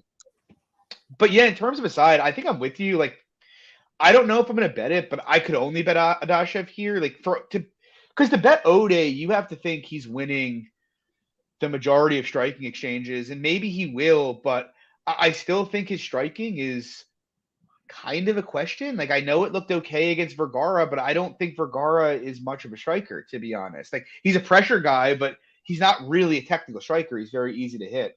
So my lean's Adashev. I lean Adashev in the over. I guess the only thing I'll add is kind of my one concern, and I'm curious what you think about this. But like we saw Adashev have big success with leg kicks against Benoit. I don't know how successful he'll be in open stance here, and that's kind of one of the things giving me pause because I think Osborne's very leg kickable. I just don't really know what kind of an effect they're likely to have, or whether Adashev's so scared off by the length that he doesn't really go for it. I think I think it's interesting. I don't think it's going to be like, I don't want to say not his game plan, but I guess I don't think it's going to be his game plan to go out here and just like try to kick the dude for 15 minutes necessarily. But honestly, I think it's something that can open up his hands a little bit. Like you said, it's obviously a different stance, so it makes it, not as fruitful necessarily. But I guess my read more on it isn't actually as kick based. I don't trust Osborne to be able to utilize his length effectively over 15 minutes. I think I think Adashev is going to be able to crash the pocket and have success. Yeah, I sort of think so as well. We'll see. If it keeps going and we get at like a plus 185 or something on it, I'll probably take a stab just because at that point, I'm not sure Osborne against anybody that can keep volume close should be minus 200 against anybody, but we'll see. I think it's an interesting fight. Moving on, we got Mike Trisano. He's taking on Lucas Almeida. Any thoughts there, Luke? This is one I guess I don't really have. I don't want to say a strong take on because I'm picking Trisano and I do favor him to win the fight at a moderate clip. I guess my general take is that I think Trisano is just technically levels above this guy in the striking. The problem I have with Trisano is he's not exactly a pace machine. He's not a guy who's necessarily going to throw a ridiculous amount of strikes. He's also not a guy that shoots a ton of takedowns. So it's like, and he's also not a guy with like crazy knockout power either. So it's like you throw all those three things together. It's like, well, you can get some closer margins, when a fight goes a full 15 minutes potentially. And the one thing I will say about this Almeida guy, he's pretty aggressive. He's reliable to come forward. He's going to throw a lot of strikes, but he's pretty hook based at the same time. And we saw, in that contender series fight in his only pro loss against Zellhuber, dude landed like 52 significant strikes in the first round, cleanly won it, but gassed. And I think also part of it was that Zellhuber kind of was also just taking data in at the time too. You really saw that the guy start to pick up on his timing. And I mean, he just started countering the guy to bits, especially when those big winging overhands, that shit just stopped working largely in rounds 2 and 3, and the guy got picked apart. And then in general, his strength of competition on the Brazilian regional scene just hasn't been very good. In general, he's a guy who just kind of needs to be able to lead the dance, and dictate the pace of his fights, where I have to favor Trisano from the technical perspective of the guy who's going to be throwing, solid leg kicks, solid straights, versus kind of kitchen sink, wild, non-processed hook-based guy. I do think Trisano has the boxing acumen to just kind of counter him. With all that being said, am I trying to lay over 2-1 on Trisano in the spot? No, because I do think there is just general enthusiasm-based merit to Almeida doing more, potentially shooting some takedowns. Obviously, we've seen Trisano get taken down and struggle a tad on bottom at points too. So, weird fight. I mean, I can understand why someone might be willing to take the angle on Almeida, to be completely honest. But I do think from an overall skill perspective, there is a bit of a level gap here. I don't love Trisano's overall game. Yeah, I mean, I'm with you. It's weird because after taping Almeida, I was like, I want to bet Trisano here, and then I tape him. It's like, dude, it kind of reminds me in some respects of like Arce and Willie Cat. The difference is I think Willie Cat's better than Almeida, but I also think Arce punishes defensive vulnerabilities a lot more than Trisano does. He's a better counter striker than Trisano. And he'll actually string together combinations on the counter, whereas Trisano's process is honestly relentlessly negative. I don't think he's like an unskilled guy. He's a decent boxer. When he has grappled, he's okay at it. He's obviously quite durable, but I mean, he's been in a close fight outside of the Dawson fight where he got finished. He's been in a close fight in every fight in the UFC. Luis Pena, very close fight. His fight with Ludwig Klein was also quite close, and you can make the argument he lost that fight. His last fight with Dawodu was not very close. And, it's funny. I was simultaneously impressed and also like dismayed watching that fight because he actually, when he went and would go first, he actually had reasonable degrees of success. Like, he has a nice jab. His hands aren't bad. He just would let, Dawodu get off 4 or 5 shots for every one he was getting off. I mean, that's why he lost the fight. And, with that kind of dynamic, it's like, okay, well, will he wrestle? Because I do think in theory he can wrestle Almeida, but he doesn't wrestle really. He's had grappling advantages in other fights, and he will not go to them. And so to your point, I think Almeida is going to have a tough time in the UFC. He might win a couple fights by knockout here or there because he is aggressive, but the guy is so easily counterable, and I don't think he's a very good defensive grappler at all. But Trisano is not, even though Trisano should have him really covered everywhere this fight is, he's also the kind of guy that's, not to harp on everything he said, but he's going to keep the fight, just is going to be close. That's just how he fights, I don't think he has a lot of finish equity. And so, yeah, I mean, I can't blame it. Like, I think Trisano from a skill perspective is minus 300, but fights aren't fought from how you grade out their skills, right? And so, like, I couldn't blame anybody for taking a shot at Almeida just on the hope Trisano kind of fucks off here. Honestly, it's kind of weird because, like, I was about to say, maybe the over, but the over is minus 225, and I think that's about right, to be honest. Yeah. Like, it's funny because it would be a perfect underfight if Trisano was actually willing to do stuff, but he is about as bad an unders fighter as you get, So from a quick narrative perspective, I did listen to a Trisano interview, and he said he's going to go out there and hunt to finish. So I'd love to see it. He lives 10 minutes down the road from me. I would love to see it. We'll see. But. But none of those outside of Shane, all of those guys from Shulman are like kind of passive. Like Jimmy, the same way. Jimmy should have been so much better than he was, But Lyman in some way too. Yeah, I guess that's true. He's a different breed. Moving on though, we had the co-main event. We got Movsar Evloev, Dan Ige. I don't have a ton to say about it. I kind of wish I had taken some of the early Evloev numbers, to be honest. It's just very, very hard for me to look at this fight and think this line isn't right. Or honestly, you could make a case for me, and I wouldn't blanch at it if you told me that Evloev should even be a bit wider, to be honest. I like Ige. I've bet him a number of times, but the truth of the matter is, Ige really needs a stand-up fight to be successful. He's a decent boxer, and he hits hard. He's very durable. He has good cardio. But he's a horrible defensive grappler, man. We saw the guy get held down by Kevin Aguilar. I don't put too much stock in the Bektic fight because it's Mirsad Bektic. To your point earlier, when Mirsad Bektic isn't flaking out, he's one of the best grapplers to ever do it. But you look at his last fight, Korean Zombie, I thought it was a pretty good spot for him. And Zombie just wrestle-fucked him.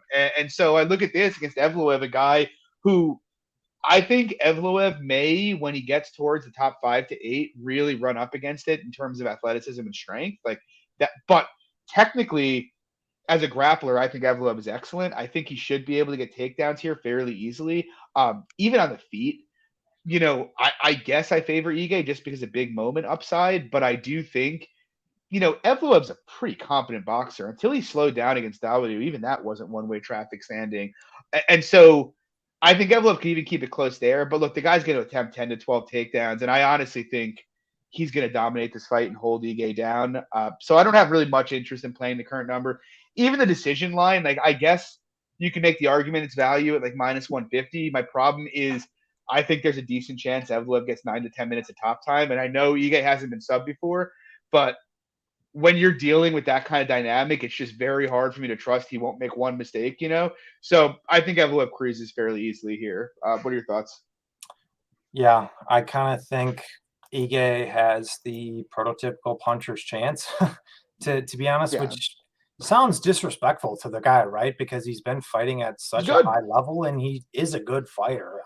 But this style dynamic just leads to it. I was running through the stat sheet from MMA by the numbers the other day. I think it's like 44% of Evloev fights are spent in the grappling, and the guy's in control positions 85% of the time. Yeah. I mean, it's like, so you can bank on average this got to get at least 5 to 6 minutes of control in the fight. And that's including the Barzola fight in that sample too, who's and like Barzola is an excellent scrambler. Yeah, exactly. And so that's something too. And that's the one issue I've always had with Ige. I always go back. It's a bit earlier on in his run, but there are 2 fights that have just stuck with me with him for so long. Were his fights with Kevin Aguilar and Jordan Griffin. Jordan Griffin. Both of those fights, they were just real bonehead things from Mr. Ige in those fights, and I've just never forgot those. And there's just these grappling sequences. Like, Dan, what are you doing, bro? Because he should not have been dropping minutes on the floor to Kevin Aguilar. No, I think we can all say that now, even hindsight. Even then, yeah. Even then, but I'm saying especially now, hindsight. But yeah, I mean, Evloev is just an absolute monster. He's an elite level wrestler, elite, pressure control, ride the back, up, down, mat return, wet blanket type of dude. And honestly, that Grundy fight was really cool, even in the sense of him getting taken down 6 times. I highly recommend people go back and watch that. The scrambles that Evloev showed in that fight were like of a ridiculous level. I mean, you want to highlight how high level somebody is on the floor, at least from a defensive perspective, go watch some of the scrambles that guy, showed in that fight against Grundy. It was pretty sick, to be complete. I could watch that shit all day. So yeah, I mean, I think Ige's got a puncher's chance. To make the slight argument for him outside of that is the Barzola fight. We did see Evloev slow down a bit under the pressure of Barzola once again, but that's also because Barzola was able to work up, do that thing. We saw him obviously get dinged late against Hakeem as well. So he's not invincible. I know the Lens fight was a split, but that was a bullshit split. That fight should not have been split categorically. And it was more so of Lens just, locking him in guillotines early on, which we know is like what Nick Lens does. I think Nick Lens is like top 3 in terms of attempted guillotine UFC history. I think that's actually a real stat, by the way. But yeah, I think that's the merit to Ige. He clocks him at some point late, but Evloev is just generally a nightmare to win minutes against, and not a guy I want to bet against anytime soon. Yeah, agreed. Moving on, we have another heavyweight main event. I guess some people like these. We have another Jairzinho Rozenstruik main event, as if the first 2 weren't boring enough. But we got Alexander Volkov taking on Jairzinho Rozenstruik. I know you have a play here. What are your thoughts? Yeah, I reluctantly played Volkov yesterday, and this angle of betting against these anomalous type hitters has hurt me pretty bad this year. But in terms of my general style and process, it's been a profitable angle for me over a long sample size. Betting against these guys who have one win condition, who do one thing, and that's all they can do. And I've been able to make money on the angle, so I'm going back to the well, and I played Volkov at -150. I think he's taken a bit more steam since then, but it's really not an in-depth fight to break down. It's what percentage do you assign Roz to land the bomb at? Would I prefer the fight to be 15 minutes and not 25? Yeah, to be honest, I would. But the thing, even going back and looking at Volkov, it's not as if we have this long sample size of the dude just getting bonked, left and right. Prior to the Lewis fight, where he got knocked out with 10 seconds left in the fight, I don't think he'd been knocked out like a decade prior to that. Yeah. He obviously has shown some hittable tendencies. He's not like the most mobile guy in the world, which does give me some concern. But the thing with Rozenstruik is he just doesn't do really anything until he does things, right? Yeah. It's the big flurry. It's the big burst. There's no consistent pacing from Rozenstruik at all.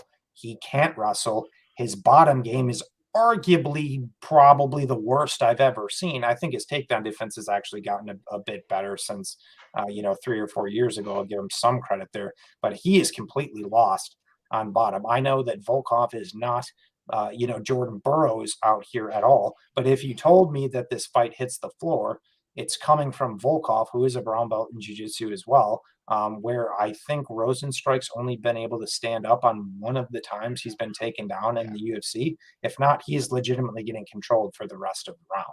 He just had nothing on bottom. So am I banking on Volkov to go out there and put on his singlet? No, but I still think it's something to factor into the fight in terms of also how you assign your handicap. And we saw Volkov, despite going out there and, losing a clear 50-45 to Cyril Gahn, the guy landed 115 significant strikes on Cyril Gahn. Nobody else out there can even remotely say that they've hit Gahn, who's an incredibly mobile guy, who's a very high-level kickboxer, that much at all. Nobody can really say that. And I've always been of the opinion that Volkov's power gets a little bit downplayed. Is he your pure power heavyweight like a Rozenstruik? No, probably not. But the guy's got a healthy amount of KOs on his record too, and it's more attritional based because he's going to go out there and he's going to throw consistent volume over the course of 15 or 25 minutes, and he's been able to gain attritional TKOs as a result. I do think Roz is durable, so I am actually kind of more of the opinion that this fight does go a full 25. But Volkov's pressure and pace is legit. And at least in terms of the line, I think it's just kind of a buy low spot on Volkov. I mean, sentiment on him is low. He looked like shit in the Ty Burrow fight. He gets taken down by Aspinall and subbed in 2 minutes or whatever. And so people the general market sentiment is low on Volkov right now. Am I saying that Rozenstruik can't knock him out? Absolutely not. I think he 100% can. But where I disagree with it is in comparison to kind of where the current line is. And it's actually interesting if you look at it too, because Roz on his money line is plus 135, plus 140, but his knockout line is up over plus 200. Is Roz submitting him? No. How does Roz win minutes over Alexander Volkov? You could maybe sell me on the argument that he could win a 3-round contest, maybe based on significantly hurting Volkov. Or knocking him down and winning a 3-round, but over 5 rounds, he's just not winning minutes on Alexander Volkov. So one thing I will say, if you do like Rozenstruik, you're playing knockout. You have to be playing knockout. There's no reason why you shouldn't. You're getting 70, 80 cents better on the only way the guy can win the fight. So that's how you should be playing him. But I'm willing to go back to the well because, I enjoy increasing my blood pressure and have a problem betting against these anomalous type of hitters. And I want to just, pull my hair out every single week. I just think he's the better fighter that has more tools to win the fight. And I think in most scenarios, if he doesn't look as shitty as he did in the last 2, Volkov's up over minus 200 or close to minus 200. Yeah, agreed. Real quick before I break it down, I think we skipped over Poliana Botelho and Korean Silva, so it looks like that's what we're going to be closing with. Everybody just leaves. Yeah, I'm more or less with you. I haven't bet Volkov. I'm considering it. My big sticking point with me is I didn't like how he looked in the Tybura fight. Obviously, I didn't love how he looked in the Aspinall fight. I thought him going down Volkov at least was able to work up against Blades, and then just getting kind of stuck like he did against Aspinall was really, really concerning. And I think people are going to find out in a couple months that no, Tom Aspinall is not a better grappler than Curtis Blades.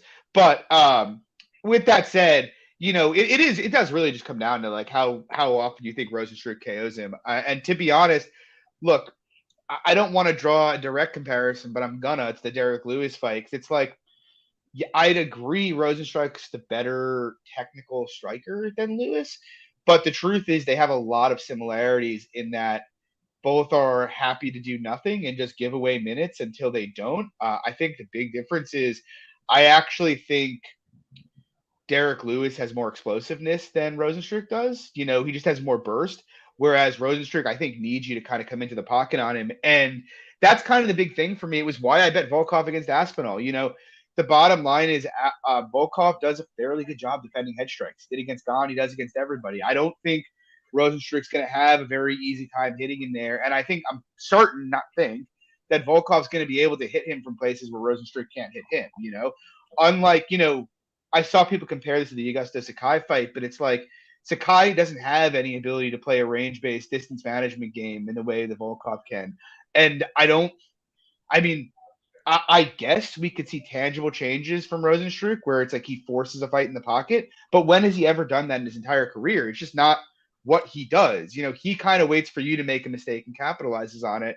And Volkov generally doesn't make a ton of mistakes on the feet. Like, yes, if he ends up in a lot of heavy pocket exchanges, well, this line's probably off and he probably gets knocked out. But like, I don't expect there will be many. Honestly, like, I think you basically have to project Volkov to land like north of 150 strikes and Rozenstruik probably south of 60, if we're being completely honest here.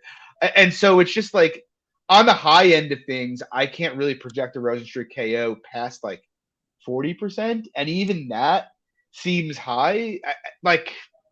I heard someone say it today, but Volkov's only been dropped twice in something like 38 rounds in the UFC. Could it happen here? Sure. But it's just, I don't know. I kind of think Volkov 65-70% is about right. I'm a little hesitant just because of, his last two fights. They are concerning for me. But I might pull the trigger. I think he's the side. It's a clear favorite or pass to me. It's like, if you're going to bet Rozenstruik, just bet his KO line. But also, like, all you're hoping is that it this fight steers into variance. If it is, like, the thing is, Rozenstruik's going to give him a tepid outside kickboxing match. Like, Volkan should win that fairly easily. And, everybody remembers him getting KO'd by Derek Lewis, but what doesn't get talked about is the 14 minutes and 40 seconds before that, where he beat the fucking shit out of Derek Lewis, and like, I feel pretty confident that that's what's going to happen here. Again, he could get KO'd, but yeah, I think Volkov's the side. So with that, we'll go to the last fight of the night that we skipped earlier, the real main event. Poliana Botelho, she's taking on Karine Silva. I'm thinking about a Botelho play. I really feel like I should, just with how I bet fights. Silva is a really, really untested fighter. She's won a bunch of fights in round one, mostly via heel hook and weird subs. And if you look at like her tape, it's something she does all the time is give up top position to get heel hooks, like even as recently as 2 fights ago, which is just a huge bugaboo. When it's like you have someone in Botelho who didn't get subbed by Jillian Robertson after spending like 9 minutes on the mat. Like, is she really going to get subbed here by Karine Silva? I don't think so. On the feet, like, Silva looks okay. I don't think she looks horrible, but she hasn't fought the best competition. And like, it's not that long ago when people were hyping up Poliana Botelho as some elite striker. She's not, spoiler alert, but she is competent in that area. And I feel pretty confident saying she's likely the better fighter here. To be honest, I think she's a better fighter everywhere. I think she's a better submission grappler. I think she has some wrestling equity here. My big question is just her cardio. She should have beat, she lost Luana Carolina because she death gassed in that fight and, ended up ultimately getting dominated on the ground late in that fight, which is, a pretty horrible look against someone like Carolina. And it's like, it's gotten to the point where we've seen it so many times now where she slows down. I just have to believe it's going to be a consistent pattern in her fights, which makes me very, very skittish about playing her here. But with that said, the reason I'm still kind of thinking about it is I just think, Silva gassed out pretty bad in her last fight. She looked dead tired, in her Contender Series fight before she pulled the guillotine. And so I'm not really convinced if she fights at, the pace necessary to gas out Botelho, that she doesn't gas out herself. And if that's the case, give me the more technical striker all day. But largely in general, it's just like I have someone in Botelho who's got 7 UFC fights under her belt against someone who's lost the only decision she's been to, showing a questionable gas tank, and has a penchant for getting on top and pulling heel hooks against someone who I can expect to defend them. So I think you kind of have to play Botelho. And I also think like if you play her, I could be wrong. And like Severe said something in the chat that like, how often do people say there'll be a live line and there's not? And I think that's a fair take. But also, I feel like pretty confident that while they're fresh, Botelho should be able to pretty much have her way here. So if you really are skittish about it, you might have a decent chance to get out of it after a round. But yeah, I could only play the Botelho side. I'm thinking about doing it. Luke, what do you think? Yeah, I think for all the reasons you mentioned, it's Botelho or pass. More proven, more established. You touched on the Robertson fight. To spend as much time as she did on her back there and not be able to get submitted.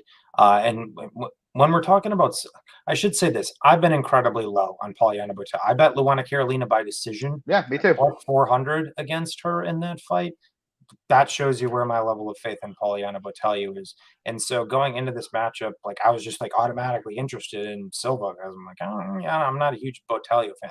And I watched the tape on Silva, and you highlighted all that stuff, all the different disconcerting things about her as well. It's like, despite the disconcerting things about Botelho, does that make her a dog to this girl? Like, I just, once again, maybe it's, a low level fight, Luke, you dummy, what are you doing or whatever. But it's like, I shouldn't say a similar spot, but similar from some perspective, the Carolina and Herrig. But it's like, I don't think the girl should be an underdog. I just don't think she should be an underdog in this fight, despite her cardio concerns. You brought it up. She was tired, in that other fight. She's losing and getting outboxed by a 5'3" girl who's no good at all from China. And so a reasonably lengthy girl in Botelho who's actually got a pretty nasty body kick too. I think that's interesting from the cardio perspective too on the Silva side. If she's getting kicked in the gut consistently, that does not leave me too optimistic for her there.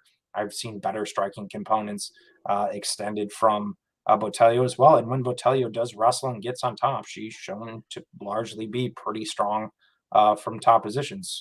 Like you said with Silva, I've seen her drop for those heel hooks. Even the subs I've seen her get are not good. One of the heel hooks she got, the girl legitimately gave her leg. She was like, here, take it. And so she took it and subbed her. I was like, you've got to be fucking kidding me. It's like the girl, I could have swore the fight was fixed. Like, it was unbelievable. The girl just legitimately just left her leg out there and she took it. And then she subbed another Brazilian chick. She armbarred that girl. I think it was the Sydney Roca fight where the girl essentially just moved her way the wrong way within the arm. Broke her arm, I think. Broke her own arm. Silva didn't break her arm. The girl broke her own arm. She moved the wrong way. So it's like, this is how this girl's winning. And then she's getting her ass kicked by the 5'3" Chinese chick and then jumps a ghillie and the second submits her. And so that now makes her a favorite over Botelho. I don't get it. Once again, not a passionate take. I'm not a huge fan of the game of Botelho. Lots of red flags on her part. But does it make her an underdog? No. We've seen these contender series fighters come in overvalued, heads over, tails, if that's even an expression, pretty consistently. So I'm willing to at least take a small pop on Botelho. Yeah, agreed. And it's also worth noting that the only 2 times Silva's fought real competition, she's been submitted in the first round both times. Makina, got her in that. And I don't even know how real competition Makina is, She just instantly pulled a heel hook. She was bad at that time. She's gotten a lot better now, but I think we fought her in like 2017. She was not good at that. No. Yeah, so I think Botelho is the side. I'll probably take a bite of it. Going to be a lot of plays this week. It's dizzying. Hopefully it goes well. Could use it. But anyway, guys, thanks for joining us tonight. We appreciate it. If you like the show, please drop a like and subscribe. As usual, you can find me, John, at MMA Fox, Luke at SWR_betting. And yeah, guys, we'll be back next week to discuss UFC Vegas, UFC 275. Big pay-per-view coming up. I'm excited for it. As usual, take it easy, guys. Good luck this weekend.